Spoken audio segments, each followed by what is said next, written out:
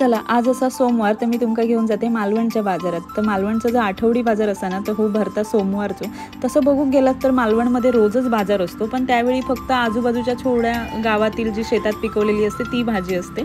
सोमवारी फक्त जे बाहेरून व्यापारी वगैरे येतात तेवढंच, पण बरीच गर्दी असते आणि त्यात उद्या होती संक्रांत, त्याच्यामुळे बाजारात मरणाची गर्दी होती। जिकडे तिकडे बघाल ना तर हळदी कुंकवाचं सामान, अष्टरची फुलं, वाण हे ते एवढंच सगळं, आणि त्याच्यामुळे खूप गर्दी होती।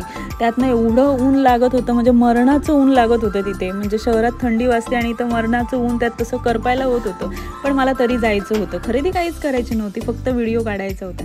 या बाजारामध्ये तुम्हाला कोकम, मागूळ, उकडे तांदूळ जे जे तुम्हाला कोकणातून पाहिजे ना ते सगळं मिळेल। याच बाजारात नाही, दररोज पण मिळेल तुम्हाला, कारण तिथे तेवढी गर्दी असतेच नेहमी।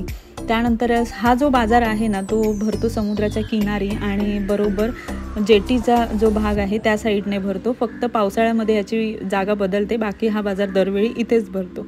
इथे ही जी समोर दिसत आहेत ना ती आहे सुगड, म्हणजे जे छोटे छोटे शहरामध्ये पुजतात, पण आमच्याकडे कसे पुजतात हे मी तुम्हाला उद्या दाखवेन। त्यानंतर काय आम्ही निघालो। ट्रॅफिकचं तर काही विचारू नका, पर्यटकांची गर्दी, त्यात ती बाजारची गर्दी, सगळीच गर्दी झालेली होती। नंतर आम्ही घ्यायला गेलो पतंग। तर हे कागदी पतंग आमच्या सड्यावर काही रवायचं नाही, उडायच्याच आधी फाटून जाताला। ही आहे आजी शाळा, खरंच खूप आठवतात ते दिवस। नंतर काय आम्ही आलो